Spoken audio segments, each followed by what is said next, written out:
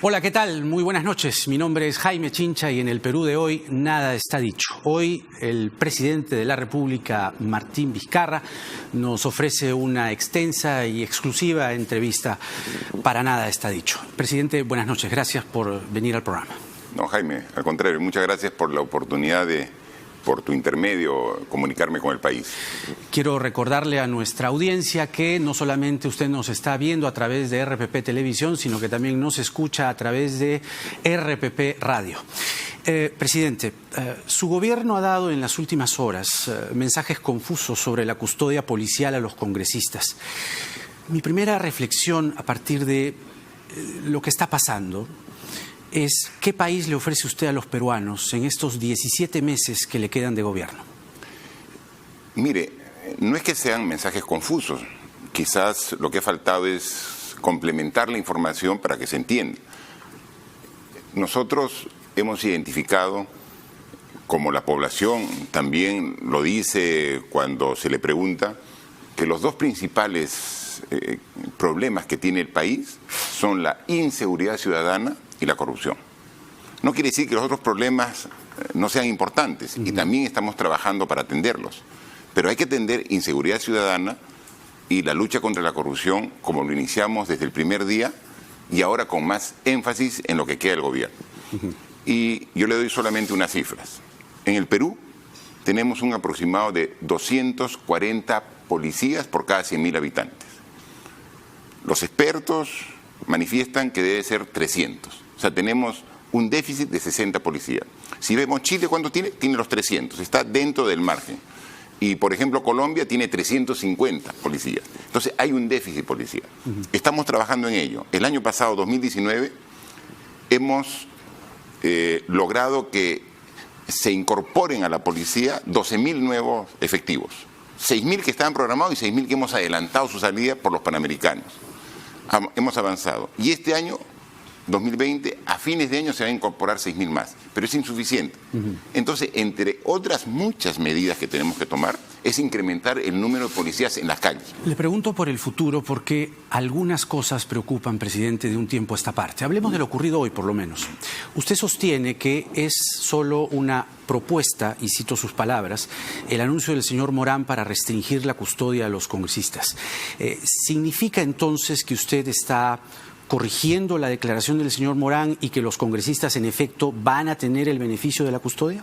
No, lo que yo manifiesto es que el ministro del Interior, el ministro Morán, ha hecho un análisis y nos está haciendo al gobierno, o más que al gobierno, al Estado peruano, una propuesta de, además de los 6.000 policías que este año se incorporan al servicio, incorporar al patrullaje 5.000 más, que ya están en actividad, pero que están realizando otros trabajos.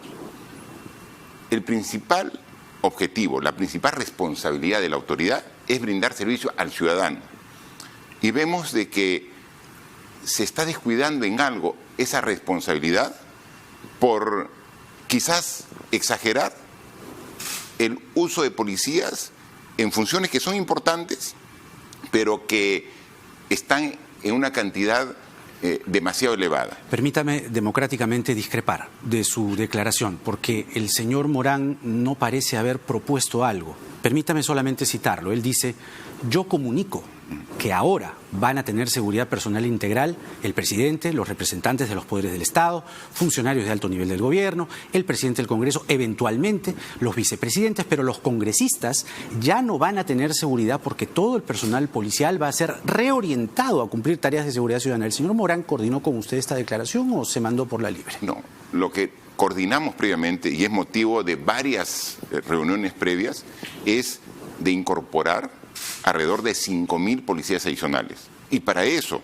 vamos a reducir también la seguridad del presidente, de ministros, de altas autoridades. Tenemos que todos reducir para poder brindar un mejor y mayor servicio a la comunidad. Pero se da cuenta que la declaración no dice eso. Sí, puede ser que haya sido en términos muy enfáticos en lo que es el concepto de la idea. Como le digo, vamos a hacer llegar, y precisamente cuando se trata también de un poder del Estado, tenemos nosotros, como lo hemos hecho ya con 7 partidos políticos que van a incorporarse en el nuevo Congreso que dialogar. Yo estoy seguro, como ya más de un congresista electo ha manifestado, que está de acuerdo en reducir parte de su seguridad, sin poner en peligro su integridad, obviamente, pero hay espacio de optimización y a eso va la medida. Solamente para que quede claro, para pasar a otros temas, creo que probablemente en el gobierno han sido conscientes del artículo 98 de la Constitución que dice que el presidente de la República, usted, está obligado a poner a disposición del Congreso los efectivos de las Fuerzas Armadas y la Policía que demande el presidente del Congreso. ¿Es posible o se da cuenta que el ministro Morán puede haber incurrido en una infracción constitucional? Mire, por eso, o sea, incurriría si es que finalmente se retira de manera inconsulta. La propuesta sigue en pie. Pero esto va a ser fruto de un diálogo y una conversación directamente con el Poder Legislativo. Hablemos de los cambios ministeriales, presidente, porque aún no ha quedado muy claro, sobre todo a tenor de las declaraciones, no de cualquiera, sino de su premier, ¿por qué se suscitaron los cambios ministeriales? Se lo pregunto porque yo estoy seguro que usted sí va a ser capaz de admitir que lo ocurrido la semana pasada fue una crisis. Las crisis son intrínsecas a los gobiernos. No veo por qué el recelo de admitir que ocurrió una crisis la semana pasada. Bueno, en realidad, al final son diferente percepción que se pueda tener. O sea, para nosotros, desde el análisis propio del gobierno, no lo consideramos una crisis. Consideramos un problema para atender. Una crisis consideramos que es cuando atañe a todo el gobierno. Y esto no ha ocurrido. Yo he visto que en ese día, cuando se transcurría comentarios como todos los ministros han renunciado, en absoluto, ¿no? En absoluto. Los que han renunciado han sido 2 ministros.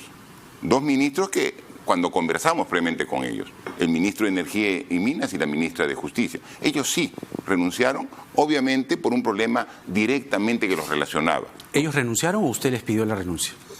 Fue una renuncia luego de una conversación que tuvimos, ¿no? Entonces, pero sí se coincidió de que el problema suscitado, que para nosotros no es una crisis porque no comprometía al gobierno, sino era un problema de esos sectores en específico, meritaba su renuncia y la aceptación de la misma. Entonces, con ellos sí directamente presentaron. Y luego, por factores completamente ajenos al problema inicial, nosotros tomamos la decisión, por ejemplo, de cambiar al ministro de Transportes y Comunicaciones, ¿no? O sea, no tiene nada que ver con el problema inicial del Ministerio de Energía y Minas o de la ministra de Justicia, no tiene absolutamente.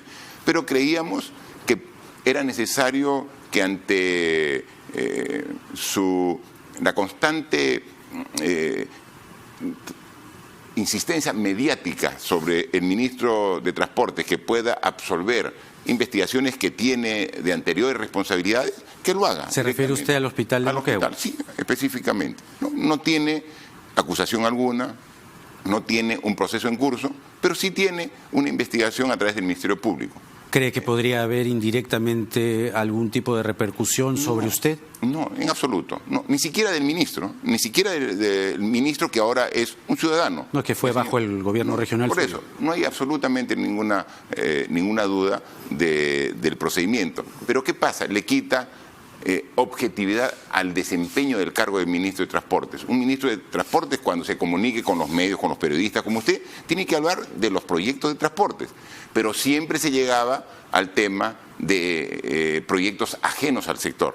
Entonces, señor Edme Trujillo, dedícase a aclarar estos aspectos y que el nuevo ministro, el ingeniero Carlos Lozada, se empeñe y se dedique 100% al desempeño del cargo. Pero siempre salta la pregunta, sobre todo en la semana que pasó, ¿cuáles son los filtros que tienen en presidencia para escoger a los ministros? Y solamente me referiré a 2 casos, el señor Liu y la señora Vilca. Vamos por partes. ¿Ustedes en qué momento se enteran que el señor Liu había asesorado a Odebrecht y había también asesorado al mismo tiempo al Ministerio de Energía y Minas?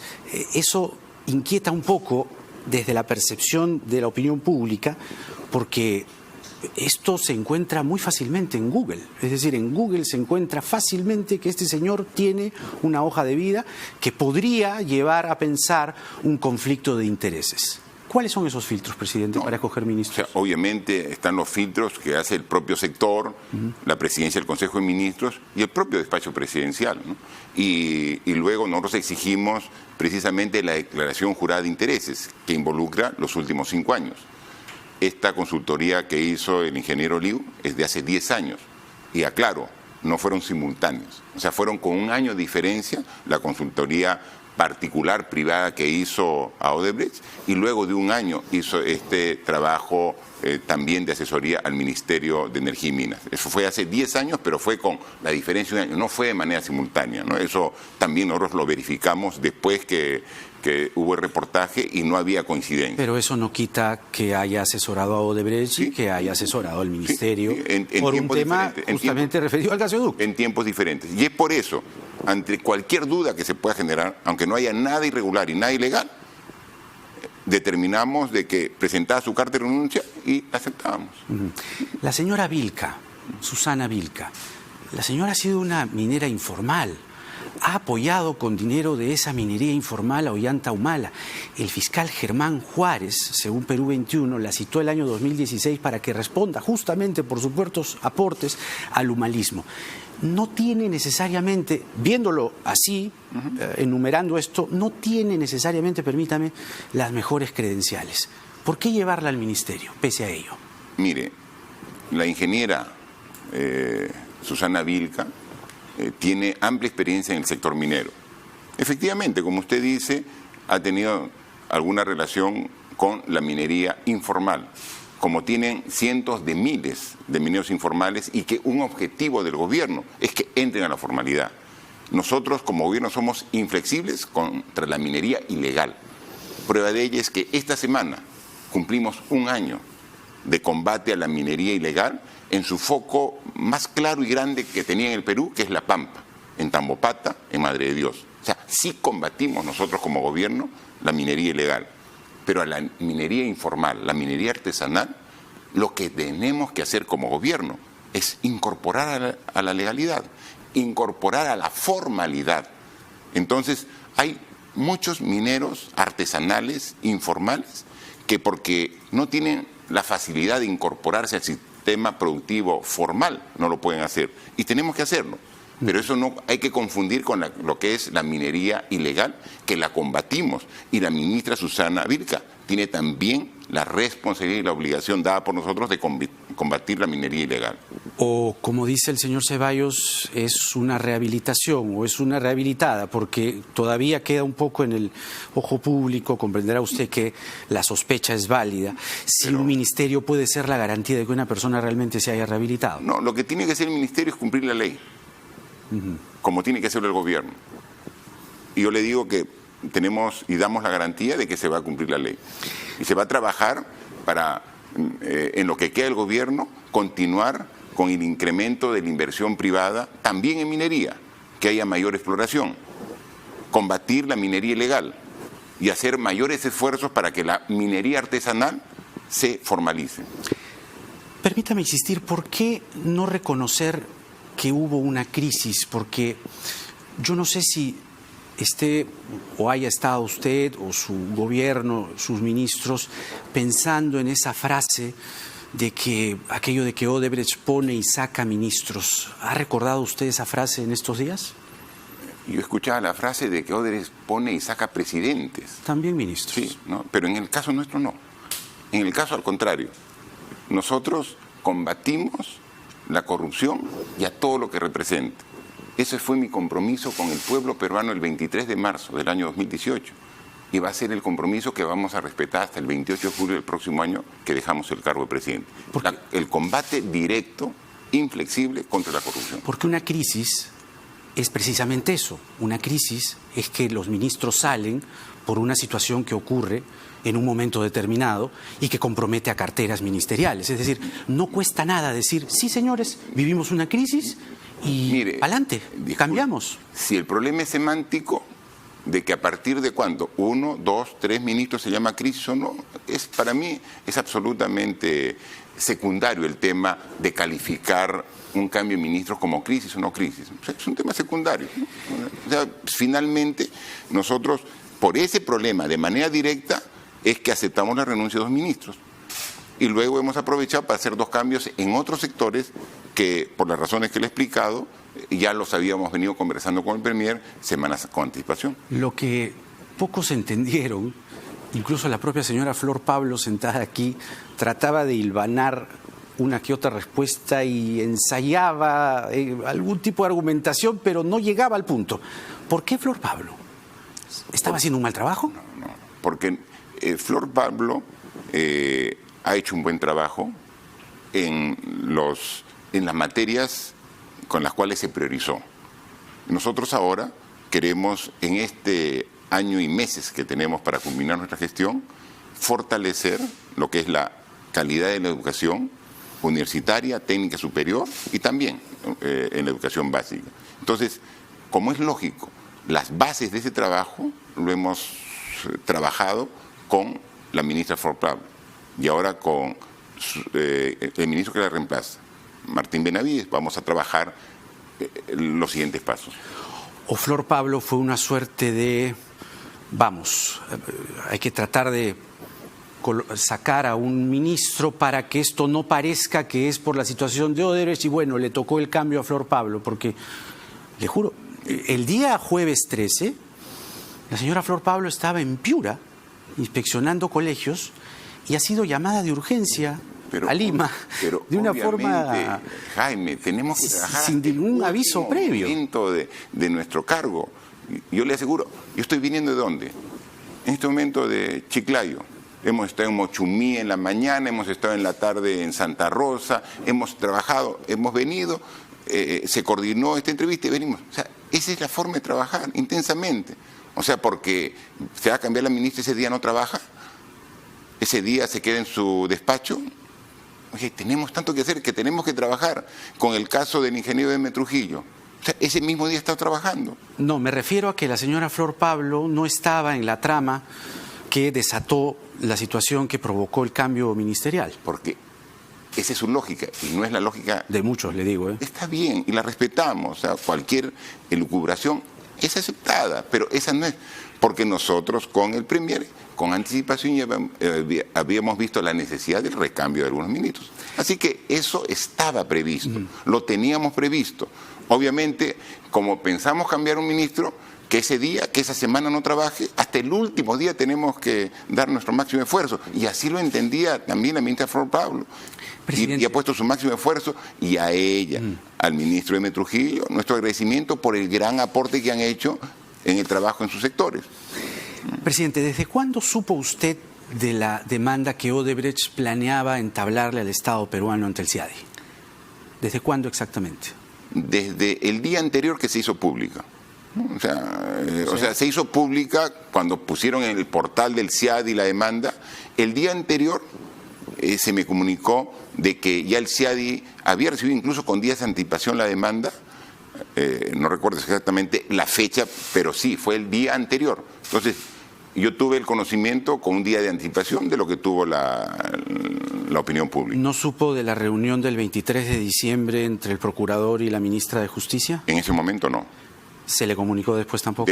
Obviamente después, cuando se dan los hechos, sí, pero en el momento que se dio, no conocía. Por eso entonces sí lo supo antes.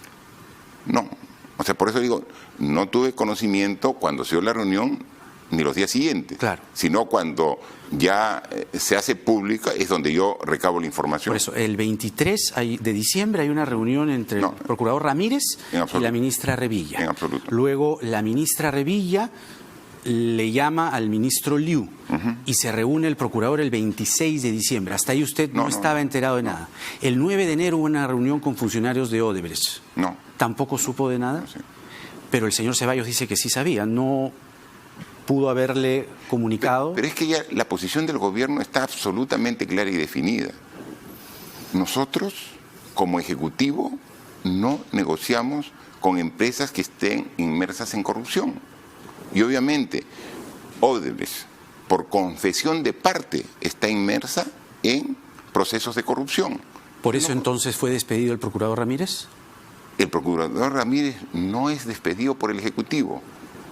Hay un ente autónomo que es el que determina la situación de los procuradores.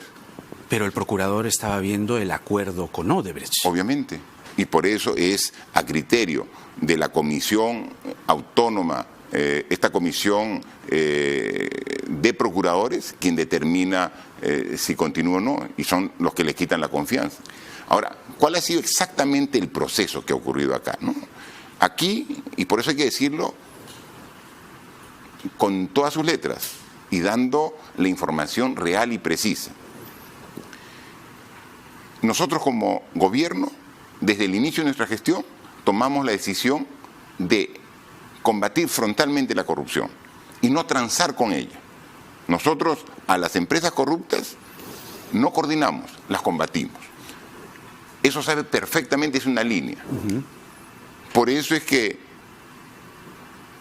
en el mes de diciembre, como usted dice, a través de un requerimiento del procurador Ramírez, que se lo hace llegar a la ministra de Justicia, pide reunión con dos ministros, con el ministro de Energía y Minas y con la ministra de Economía. ¿Y usted se ha enterado de eso? No, eso yo me he enterado en el mes de enero. Estamos hablando en el mes de diciembre. Y entonces cuando la ministra de Justicia coordina y facilita esa reunión con el procurador Ramírez va con dos funcionarios de Odebrecht a hablar con el ministro de Energía y Minas. Y obviamente hace una propuesta que no corresponde hacerla por ese canal, de pedir una ampliación del plazo para hacer la demanda contra el Estado peruano. Sabe perfectamente que hay una instancia donde se presenta cualquier requerimiento, que es a través de esta comisión que está establecida para tal fin de controversias. Hay una comisión de controversias.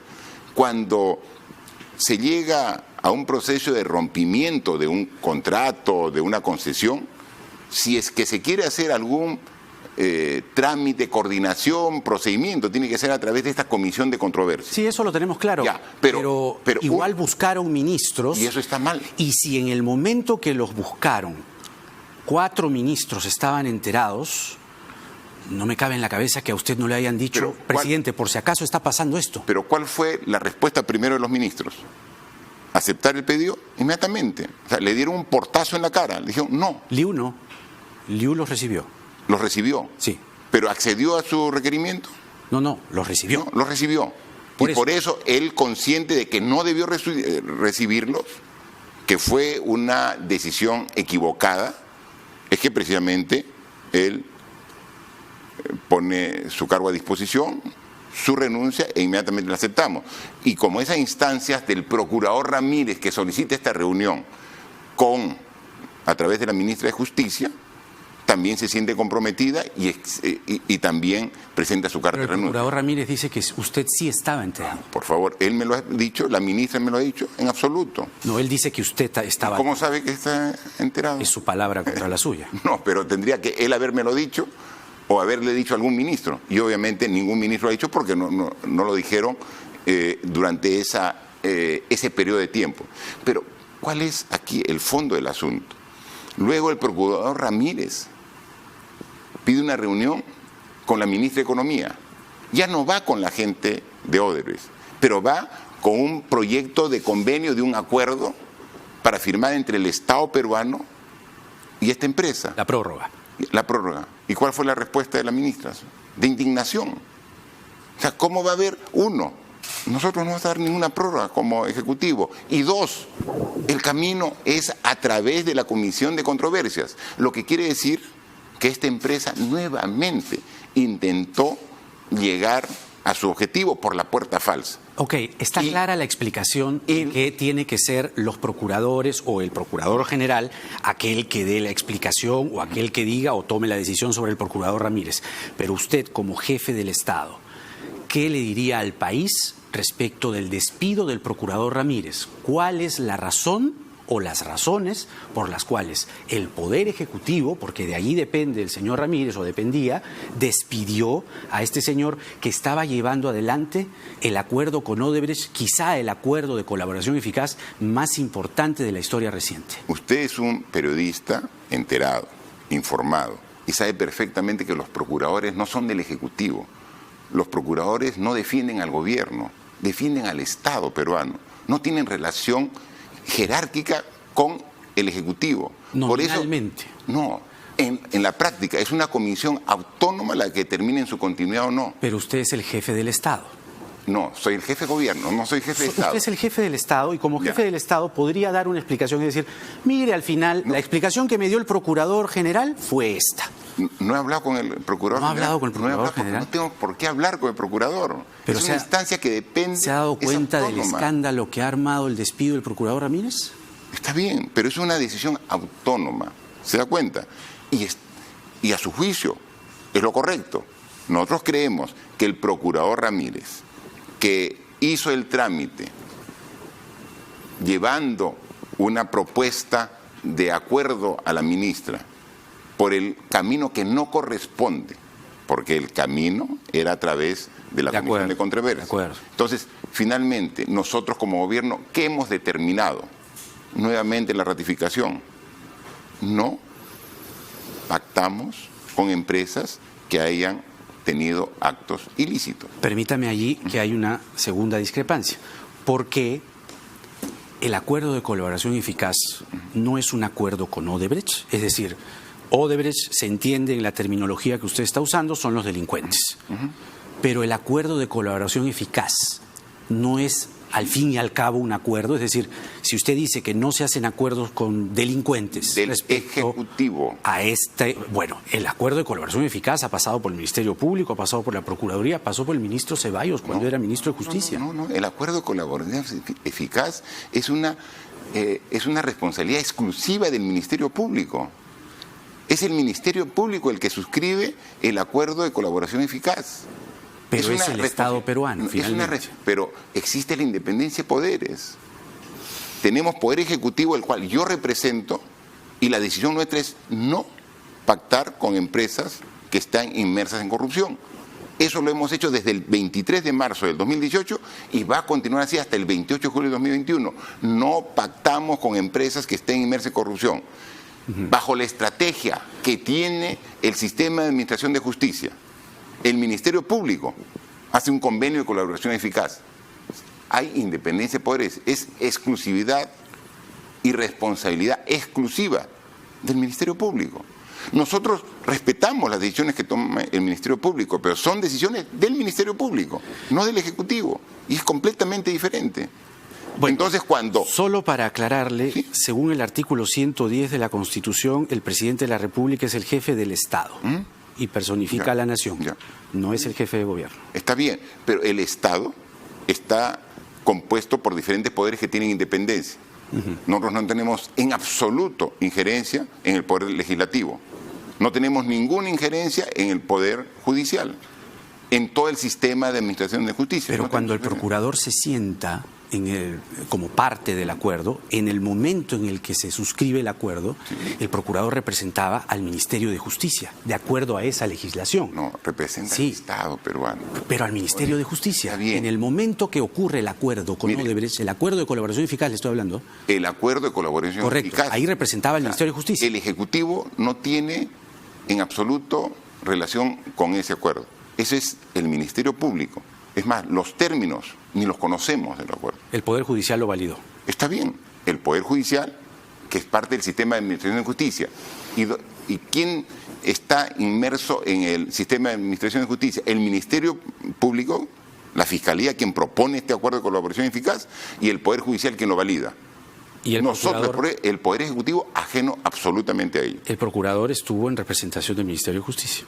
Pero obviamente el procurador representa al Estado, pero el Ejecutivo no. Y por eso ratificamos. Entonces, hoy hemos tomado conocimiento que esta comisión de controversias, que está formado por representantes del Ejecutivo, ha respondido a Odebrecht en los mismos términos que la posición del gobierno. Miren, Odebrecht ahora, en estas circunstancias, pide una reunión amistosa con el Estado peruano para tratar los problemas del gasoducto sur peruano. ¿Y qué le contestaron? No, con ustedes no nos reunimos, por dos motivos. Uno, porque nos han demandado ante el CIADI. O sea, nos demandan y ahora piden reunión amistosa. Y dos, porque son una empresa que tiene actos ilícitos.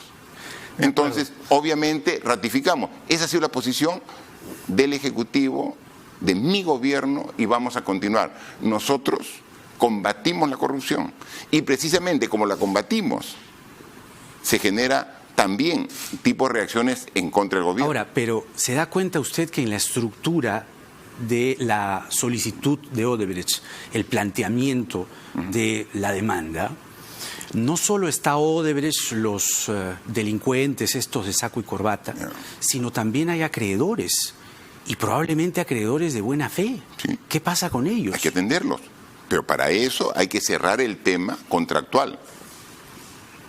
Este contrato entre la concesionaria del gasoducto con el Estado peruano terminó por incumplimientos del consorcio. Es responsabilidad exclusiva del consorcio no alcanzar el cierre financiero. O sea, Exacto. el año 2017 estuvo muy bien la actuación del Estado peruano en resolver ese contrato, caducarlo. Entonces hay que ver. Pero ¿por qué dejaron pasar tanto tiempo? Es decir, la explicación que usted está dando ahora es bastante elocuente y además, según el contrato del gasoducto, tengo aquí anotados una serie de numerales, pero concretamente todos señalan que para que haya una devolución de el dinero de los tubos famosos, tenían que estar en etapa operativa y el contrato claramente dice que tienen que estar en etapa operativa y estaban en etapa preoperativa. Se les prorrogó el plazo 2 veces, 6 meses primero, 4 meses después. Todo debió ocurrir cuando estaba operando. Allí quizá, por lo menos usted podrá admitir, que hubo una falta de respuesta rápida, respuesta clara. ¿En qué oportunidad? Quizá, ¿En qué tiempo estamos hablando? escoja usted si quiere el 23 de diciembre o el 26 de diciembre o el 9 de enero. No, eso estamos hablando cuando se resolvió el contrato precisamente. No, yo le estoy hablando del año 2017. Cuando Odebrecht avanza en su pretensión de reunirse con ministros, que está bien, coincidimos en que ellos debieron ir a la oficina encargada de asuntos del CIADI que está instalada en el MEF. ¿Y qué quiso hacer Odebrecht? Reunirse con los ministros. O sea, usar la puerta falsa. Pero le hubieran Una dicho vez de más. frente... ¿Y qué le ha dicho este gobierno? No. Ha cerrado. Y el ministro que se reunió, perfecto, te acepto la renuncia. ¿Ratificamos nuestra posición de lucha contra la corrupción o no? Pero el señor Ceballos, cuando sale la noticia del CIADI, pone cara de recién enterado, pone cara de sorprendido y él ya lo sabía. No, o sea, se ha dado en esos días, precisamente. ¿Y qué es lo que pretendía precisamente Odebrecht? Que le extiendan el plazo. Es decir, tengo plazo, miren esta, yo diría, desfachatez, ¿no?, de la empresa. Tengo plazo hasta fines de enero para demandarte, pero dame 6 meses más de plazo para pensarlo. Oye, si tienes algo que hacerlo ahora, no te tenemos temor, porque tenemos la verdad, tenemos la convicción de que el Estado peruano ha actuado de manera correcta. Y aquí, en el Poder Judicial o en un tribunal internacional como CIADI, vamos a ganarte, porque tenemos la razón. O sea, usted está absolutamente convencido de que Odebrecht lleva las de perder Pero, en el CIADI. obviamente, o sea, ¿alguien duda en el Perú? O sea, ¿alguien lo duda en el Perú? O sea, mire, cómo las argucias de la empresa, que sabiendo de que Odebrecht en Perú y en Brasil ha admitido actos ilícitos, presenta la demanda a través de Odebrecht Luxemburgo. Es decir, ellos no han admitido actos ilícitos. Por favor, la matriz y todas sus filiales no es parte de la misma empresa. Entonces, no, pues, yo aquí lo que yo creo, y lo digo públicamente, en esto debemos estar unidos todos los peruanos, en la defensa de los intereses del Perú contra esta demanda de Odebrecht, debemos estar unidos todos los peruanos. Pero he visto que precisamente en esta crisis, si queremos llamar, hemos visto una serie de ataques al gobierno, tratando de debilitarlo, y no van a poder, porque la base de este gobierno es la lucha contra la corrupción. Esa es su fortaleza, y en eso nos respalda el pueblo. Y entonces, por favor, por intereses subalternos, no pongamos en riesgo esta unidad que debemos tener los peruanos en luchar contra la corrupción y en defender ante este tipo de demandas que no tienen absolutamente ningún sustento. Así lo hemos actuado como gobierno, y por eso hemos actuado aceptando la renuncia de la ministra de Justicia, del ministro de Energía y Minas, dadas las circunstancias, que vamos a hacer cambios ministeriales, haciendo 2 cambios adicionales que ya los teníamos pensado. Para nosotros no hay crisis.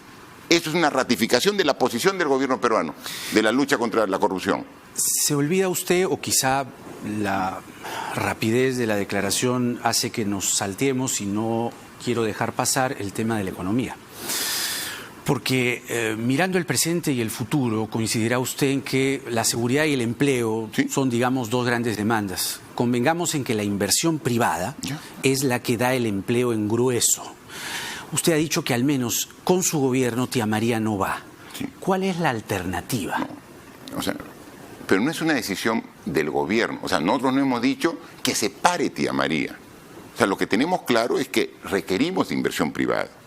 Y requerimos inversión privada diversificada. En minería, claro que sí, requerimos inversión privada. Por eso se está llevando la ampliación de la mina de Toromocho, Mina Justa, Quellaveco, y van a salir más proyectos. O sea, sí estamos viendo.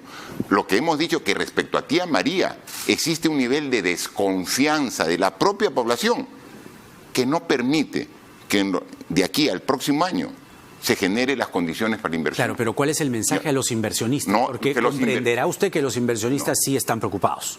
Que serán los inversionistas que, en el caso de Tía María, todavía tienen que explicar mejor a la población de las bondades del proyecto para que el entorno esté de acuerdo. ¿Cuál es la alternativa a Tía María? No, tenemos muchas alternativas, no solamente del sector minero. O sea, tenemos una cartera. Este año vamos a invertir más de 5.000 millones de dólares en proyectos mineros. Este año, 2020. Este año vamos a invertir. ¿Cuántos? 5.000 millones. Este año. Pero no solamente el sector. Este año comienza la construcción del puerto Salaberry. Se termina la inversión en el puerto San Martín. Comienza en Chancay, un mega puerto, inversión privada 100% en una iniciativa en Chancay. Una inversión también millonaria. Estamos trabajando. Ministerio de Transportes. Hemos iniciado la construcción de 42 corredores, ejes viales, que van a salir gradualmente entre el 2020 y 2021, para asfaltar, pavimentar 15.000 kilómetros de carretera. Estamos trabajando con cada uno de los gobiernos regionales. Hoy hemos estado en Lambayeque, temprano, y hemos estado viendo cómo se ha terminado el canal Amochumí, que trae agua desde la presa de Tinajones para irrigar entre 7.000 a 9.000 hectáreas. Hoy he estado con los pescadores de Santa Rosa, escuchando su demanda y comprometiendo a atender para que este sector económico productivo de la pesca se vea fortalecido. Mire, nosotros hemos crecido el año pasado, 2019, 2.2% de la economía. Se proyectó 4.2. Sí, sí, pero hay una serie de factores exógenos, externos al Perú. La guerra comercial China-Estados Unidos, que ha afectado a todo el mundo. Y tenemos economías mucho más fuertes que se decían que la peruana, que han crecido mucho menos. Ha mencionado usted China. Sí. China está pasando por una crisis, el coronavirus. Así es. El socio estratégico del Asia-Pacífico por naturaleza para el Perú es China. Así es. En este momento China, si usted, no dudo, está enterado, los chinos están encerrados en sus casas. Hay una crisis que en este momento hace que los chinos no quieran salir y el pesimismo cunde. ¿Cuál es la alternativa que usted está planeando para el Perú de un socio alternativo a la China? No, nosotros tenemos varios socios económicos. China, Estados Unidos, la Unión Europea, los países del sudeste asiático. Las exportaciones no tradicionales en agricultura van dirigidos a esos mercados. Las exportaciones tradicionales es donde iban básicamente dirigidas a China. Estamos trabajando, obviamente, con mercados alternativos que tenemos que trabajar, pero adicionalmente, por eso les estoy diciendo, los países del sudeste asiático, la Comunidad Económica Europea, o sea, tenemos llegada, estamos también como una medida alternativa reforzando la inversión privada en los proyectos de puertos, de carreteras, los proyectos mineros que les he explicado y que estamos avanzando. También hemos puesto mucho énfasis en lograr una mayor eficiencia en la inversión pública. Hay comentarios que, usted sabe, Lima es un pañuelo, cunden y cunden, y sería bueno, aprovechando su presencia aquí, que lo podamos comentar y usted lo responda con absoluta libertad. ¿Es verdad que usted prefiere ministros que no le hagan sombra? Prefiero ministros eficientes, trabajadores, que hagan una buena planificación en oficina con un buen equipo, pero que salgan y caminen en todas las regiones del Perú. ¿Le preocupa que algún codinome lo asocie directa o indirectamente a usted con algún proyecto, obra o asociación dudosa en alguna investigación fiscal? Es imposible, porque no he tenido ninguna relación. O sea, es imposible. ¿Cuál es su futuro desde julio del 2021? ¿Lo está planeando? Trabajar en lo que es mi experiencia y mi desarrollo profesional en ingeniería. ¿Se va a quedar en el Perú usted después de julio del 2021? Obviamente, ¿dónde más tendría que estar? Es el Perú, o sea, no solamente es el país que quiero, que amo, que me identifico, sino es la razón de ser de mi vida. A nivel regional, el sur, la macrorregión, Moquegua, y a nivel, obviamente, país, el Perú. No hay ni siquiera la más remota oportunidad que pueda pensar en salir de Perú. ¿A qué? ¿A buscar la vida en otro lugar? Aquí es donde tengo que... He trabajado desde que salí hace 35 años de ingeniero y aquí he dado toda mi experiencia y lo seguiré haciendo. ¿Cuál va a ser el trabajo que usted hará después de julio de 2021? Es decir, ¿está pensando usted hacer trabajo político de cara a una elección quizá en el 2026? No tengo ningún plan político después de... O sea, no es que diga no voy a tenerlo. O sea, ahora estoy pensando 100% y mi enfoque es el desarrollo de todas las acciones conducentes a llegar al bicentenario con un país con mejores instituciones. Para eso necesitamos terminar la reforma política y la reforma judicial.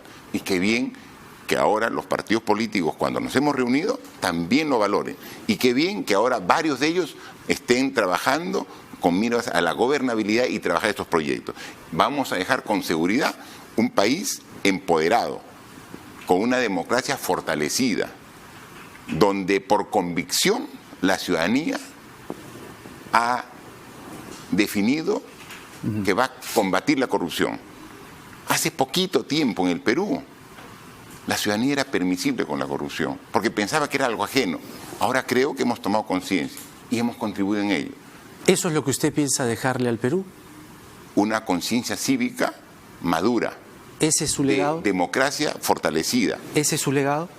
En institucionalidad y en democracia sí, pero también en un desarrollo con mayor igualdad. Mire, el año pasado hemos crecido 2.2%, menos que varios años anteriores, y sin embargo hemos reducido la anemia. ¿Cuál es su proyección para el 2020? De crecimiento económico, sí. 4%. Obviamente que con el contexto internacional se tendría que hacer la evaluación más precisa a detalle, pero este crecimiento, que es una composición del crecimiento público, de inversión pública y la inversión privada, hemos hecho una proyección de 4%. En lo que es inversión pública, estamos muy por encima de lo proyectado. La proyección para llegar al 4% de crecimiento de la economía este año 2020 era con un crecimiento de la inversión pública del 9%, ¿no? Y la composición con la privada nos daba un 4%. En el primer mes y medio, entre enero y mediados de febrero, el crecimiento de la inversión pública está por el orden, no del 9% que hemos proyectado, del 60% de crecimiento. O sea, estamos trabajando muy articulado con gobiernos regionales, con gobiernos locales. Estamos trabajando de manera descentralizada. El primer año de gestión municipal y regional, que ha sido el año 2019, ha permitido un aprendizaje en las autoridades, que ahora se está notando en una mayor eficiencia a nivel municipal y regional. Ya vamos acabando, presidente, pero ahora que usted está hablando del 2020, 2021, preocupa, digamos, en términos institucionales, si usted tiene que viajar, tiene que quedar alguien a cargo del despacho presidencial y usted ha roto, digamos, relaciones con la señora Mercedes Arauz. ¿Hay posibilidad que eso se recomponga para que haya un vicepresidente? Porque técnicamente usted no tiene un vicepresidente. No, Mercedes Arauz ha renunciado al cargo. Pero, digamos, no se hizo efectiva la renuncia. Por eso, lo que está esperando... Su voluntad es... Lo que se está esperando, pero la renuncia no ha sido simulada, sino ha sido una renuncia formal, por escrito. Pero no se concretó en términos legales. ¿Por qué? Porque no había quien la acepte. ¿Quién va a ser su vicepresidente? No, quien acepte va a tener que ser el Congreso. Ya. Entonces, una vez que se instale el nuevo Congreso y que acepte, sería un caso atípico, que sería un presidente sin vicepresidente. Cuando viaje al extranjero, si fuera necesario, porque vamos a hacer todo el esfuerzo de que trabajemos al interior del país, pero cuando sea necesario, lo que está normado en la Constitución, y somos respetuosos, quien sería a cargo es el presidente del Congreso. ¿Es consciente que después de julio del 2021 sus detractores busquen por todos los medios procesarlo y llevarlo a prisión? Pero no están esperando a julio del 2021, desde ahora están buscando, pero no van a encontrar nada. Porque una de nuestras principales características es la honestidad, la transparencia, la entrega al trabajo, el amor por el país. El presidente Martín Vizcarra, en una entrevista exclusiva en Nada Está Dicho. Muchas gracias, presidente, por haber contestado a nuestras preguntas. No, al contrario, gracias por la invitación y solamente ratificar ante toda la población del Perú el compromiso de mi gobierno y en mi calidad personal de presidente de trabajar con transparencia, con una visión descentralista, por lograr que al 2021, al bicentenario, dejemos para el próximo gobierno y para nuestro país las bases de un desarrollo sostenible. Este gobierno, y lo están viendo ya en las cifras de desigualdad, en las cifras de desarrollo regional y macrorregional, está trabajando para que todos los peruanos mejoren su nivel de vida. Y cuando viajamos, como estuvimos la semana pasada en Huancavelica, en la provincia de Tayacaja, en Surcubamba, o hoy día en Mochumí o en Santa Rosa, la población directamente está viendo y apreciando el esfuerzo que hacemos y los resultados en la mejora de su nivel de vida. Ese es el trabajo y esperemos que el próximo gobierno lo continúe. Gracias, presidente. Gracias a usted. Ha sido usted muy amable en contestar a nuestras preguntas. Creo que hemos tratado, siempre se van a quedar temas, siempre nos gustaría entrevistar por mucho más tiempo, pero la televisión y además los protocolos tienen sus tiempos y sus márgenes. Nuevamente las gracias. Gracias. Vamos a la pausa en el programa y regresamos con la congresista electa Carmen Omonte. Hay varias cosas que comentar. Para comenzar, esta entrevista. Nada está dicho.